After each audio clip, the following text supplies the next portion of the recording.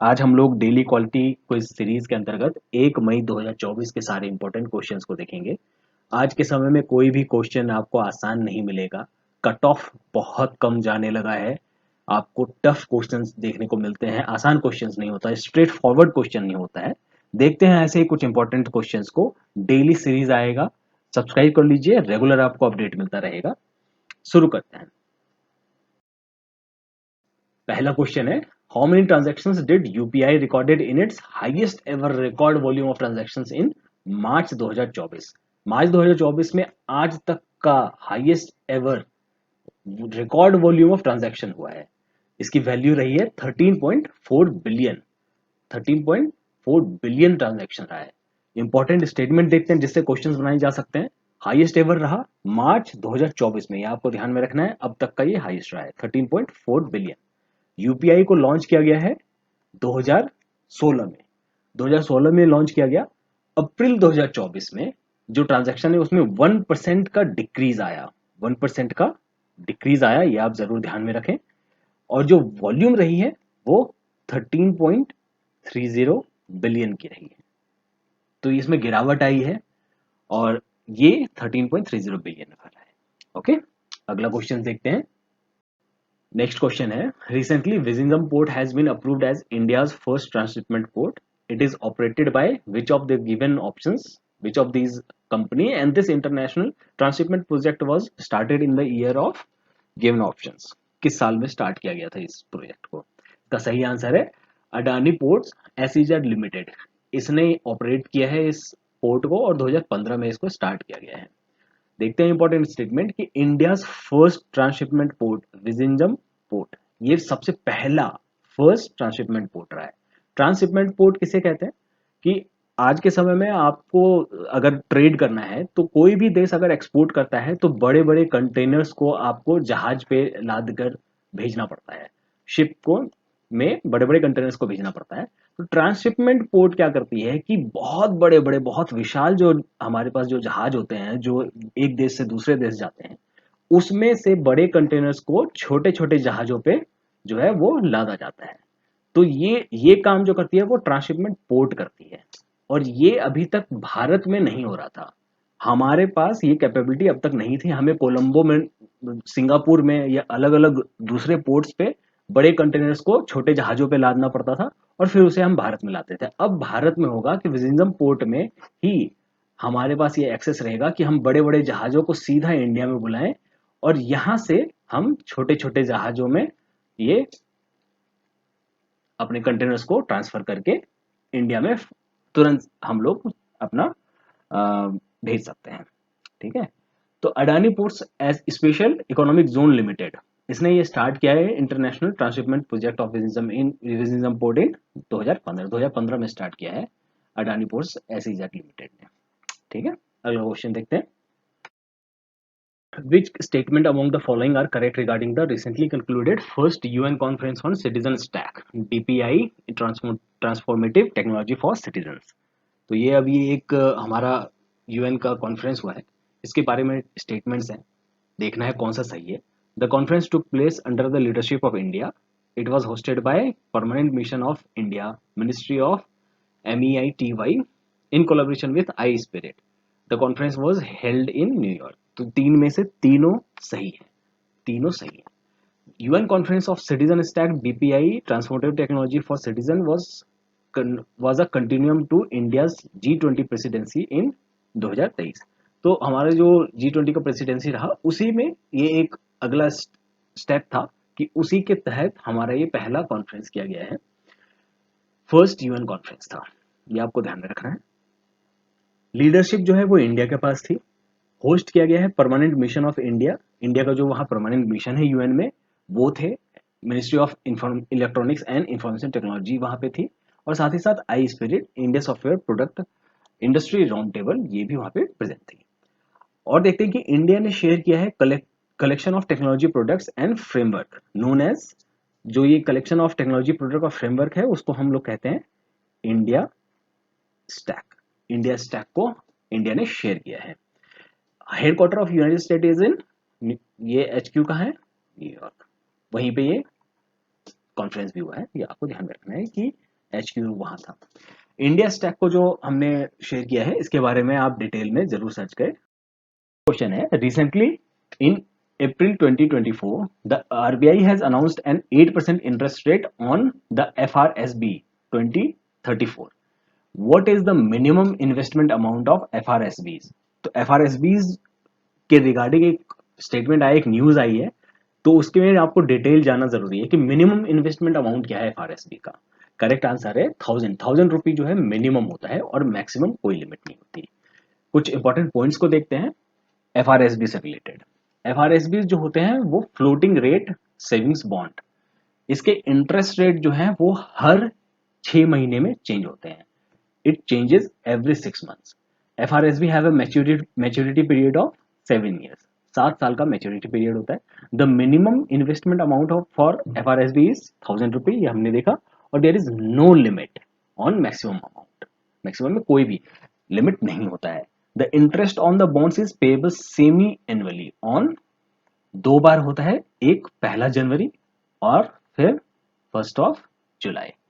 तो ये 2 डेट्स पे हम हर साल इंटरेस्ट जो है वो पेएबल होता है।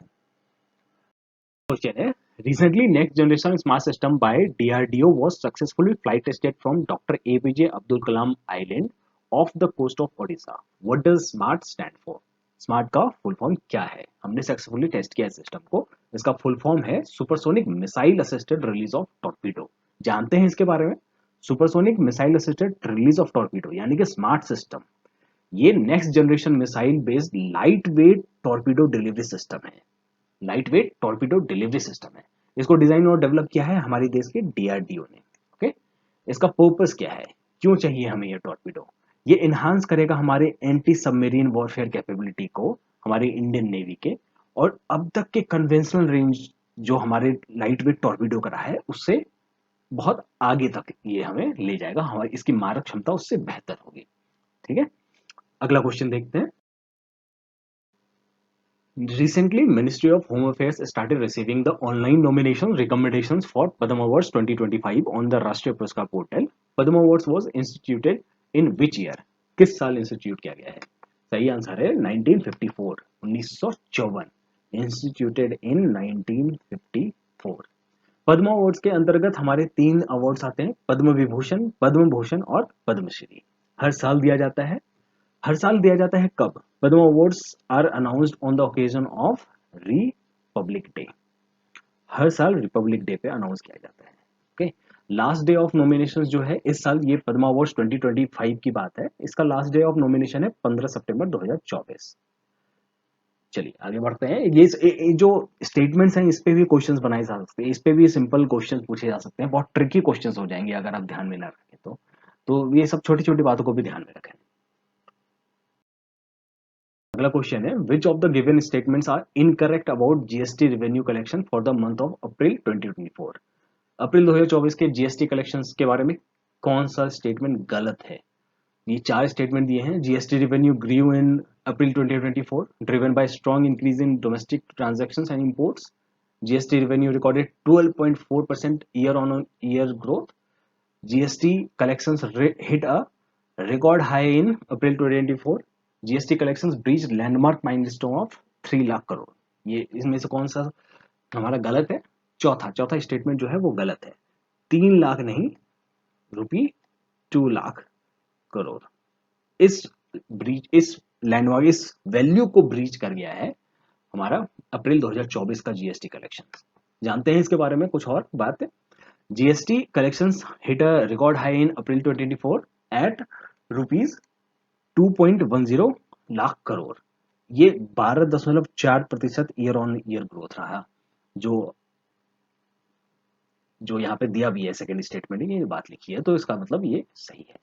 This growth is driven by strong increase in domestic transactions और इंपोर्ट। ये 2 वैल्यूज जो है इसने ड्राइव किया इस ग्रोथ को, तो ये स्टेटमेंट जो है हमारा पहला भी सही है।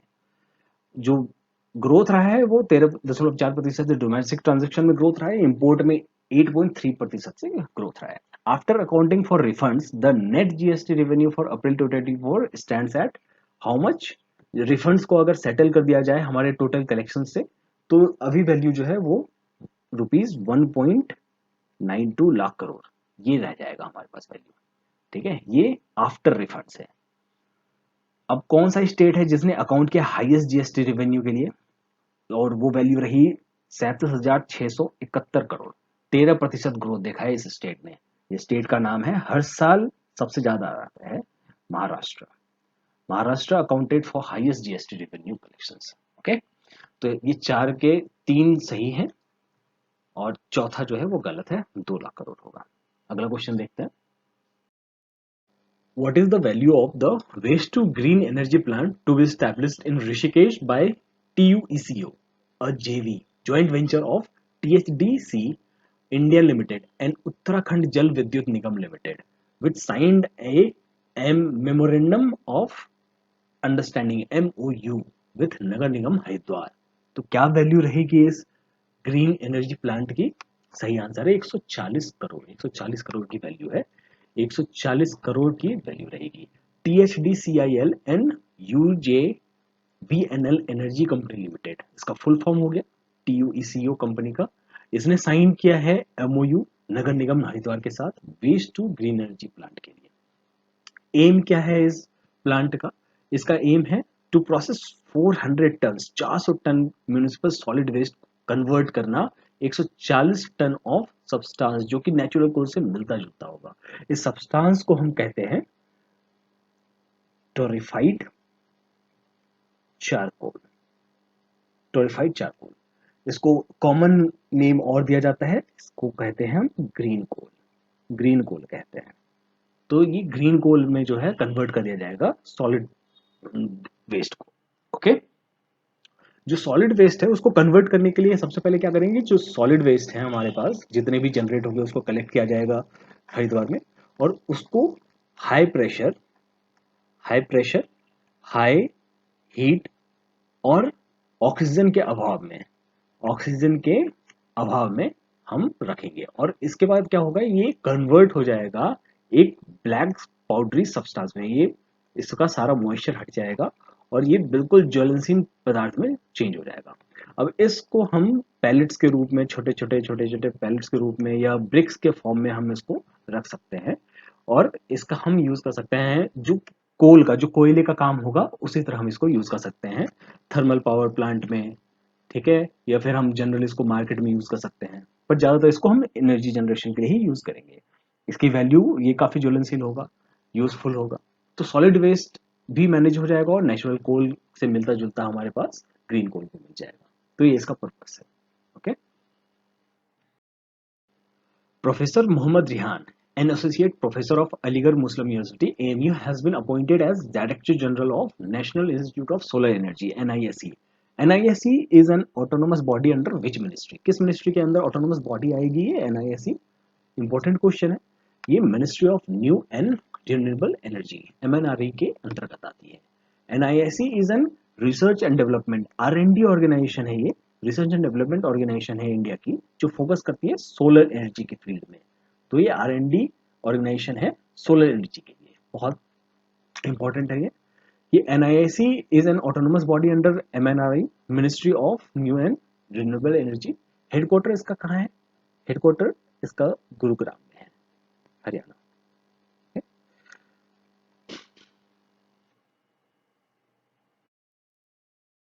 Health and Wellness Centers HWCs and Pradhan Mantri Jan Arogya Yojana PMJ are interrelated components of which of the following schemes?